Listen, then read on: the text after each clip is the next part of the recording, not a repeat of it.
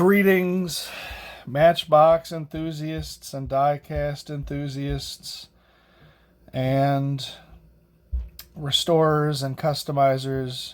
We are back. We're looking at the vintage sort of Lesney Matchbox. Super fast in this case. Toyota Celica liftback, which is a casting I didn't even know existed as a kid, but if I did know it existed, it would have been hands down my favorite Matchbox casting.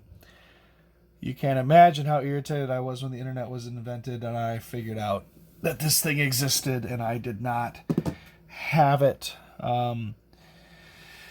The casting was first dated 1978, but it's a 79 because it's the updated B-style grill, and it's actually the Supra grill with the little, I don't know, it's a Super grill. We'll post a Super grill. This initial one here, the super fast model, has these smaller wheels on it, so I just don't think it's as great as it could be.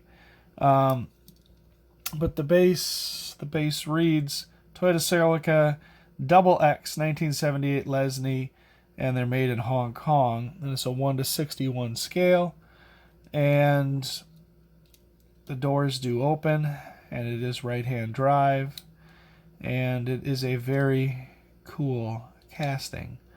The red ones came first, and they have the Double X logo on the hood, and the base will say that it is a Double X.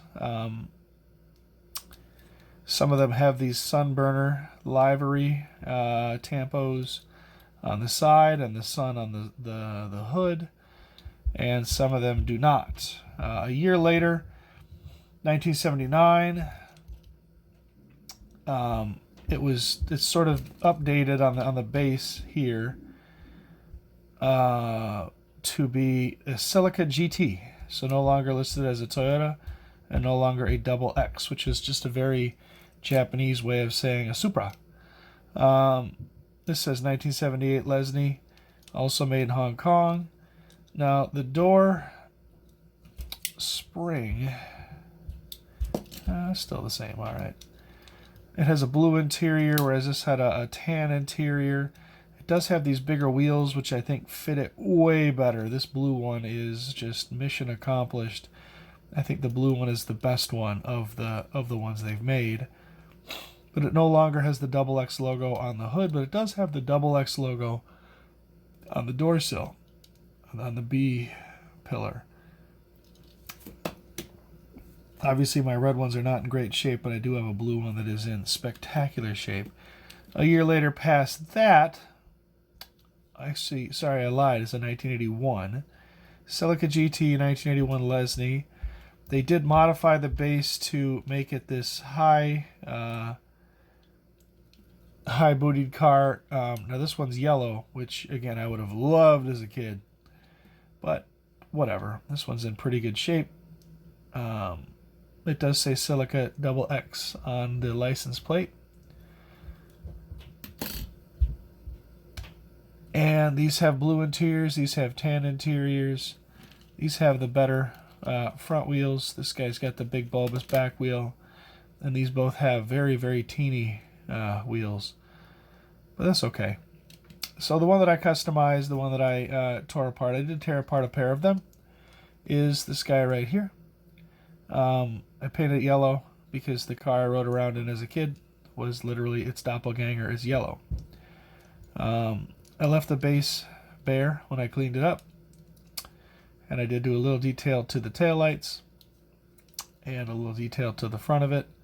It's not maybe as good as it could have been, and I did paint the B pillar black because the B pillar would have been black. We did paint the interior tan because it was a blue interior version. And I put some modern Matchbox wheels on it. I do have to work on the fit of this guy. I have not yet riveted it in place for that reason. Here we have a second one that I've taken apart and I stripped the paint off of it. The roof was bent in and stuff when I had started on it, so I did not opt to paint this one, but I'll show you how one would disassemble it and reassemble it. This was a red one, not that that really matters, but the base should pop out of place like so. It's got the spring style suspension on the wheels. The wheels pop right out. I put a set of bigger wheels. This is actually the wheels that came on the one that I painted yellow, but they fit fine on this base. And it makes the suspension nice and springy.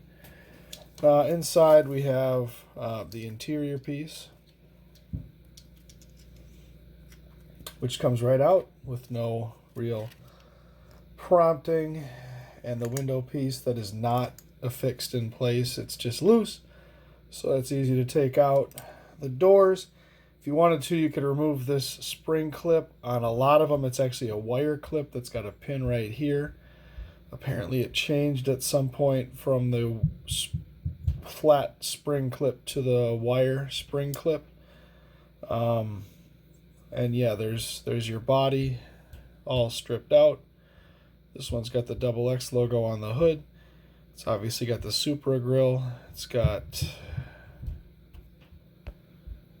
the double X logo on the B pillar, and oh, the license plate says Celica double X.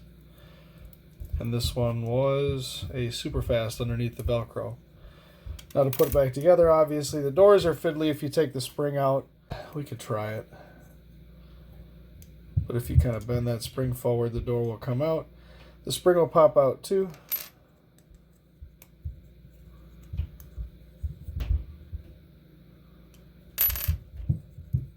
You can obviously just leave the spring in there when you are stripping it of paint, but you put the spring back in place between the guides.